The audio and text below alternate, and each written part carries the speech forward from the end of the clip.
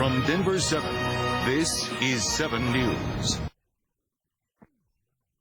It's now 6:21. Welcome back. Women are twice as likely as men to have depression, and clinical depression is the leading cause of disability in women 25 to 45 in the U.S. And that could add up to $30 to $50 billion in lost productivity and medical costs. So we'll talk more about this morning. Dr. Vandna Jerath. I have that right? Yes, I got that good. Good. From Parker Adventist Hospital is joining us. Vandna, thank you. First of all, talk about perinatal depression. What is that exactly? Perinatal depression is depression that occurs during pregnancy and up to 1 year after delivery or postpartum. In 14 to 23% of cases, women can have depression or depression symptoms during pregnancy, and 5 to 25% of women will have postpartum depression. So fairly significant numbers.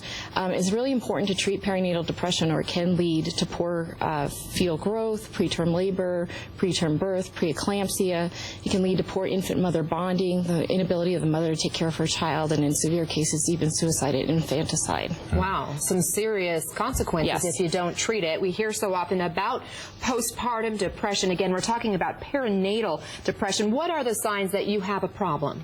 The signs and symptoms of depression are common, whether it's perinatal depression or regular depression, and it's typically sadness, insomnia, difficulty sleeping, feelings of guilt, worthlessness, helplessness, decreased energy, decreased appetite, changes in weight, aches and pains of the body, and anxiety, worry, fear, difficulty concentrating, and even thoughts of suicide or death. So talk about treatment.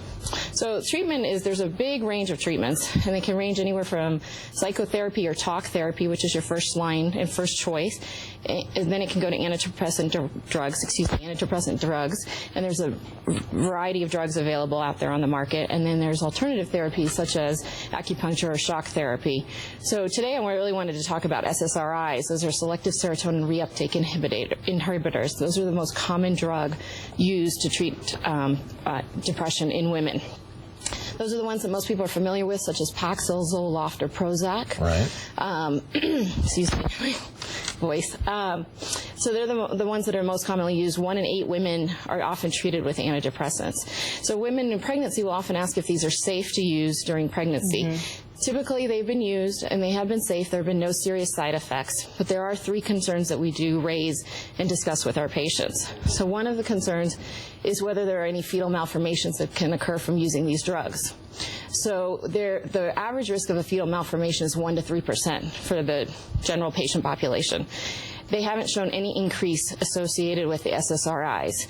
There have been some isolated case reports of cardiac defects, neural tube defects, or omphalocele, but again, less than 1%. Okay.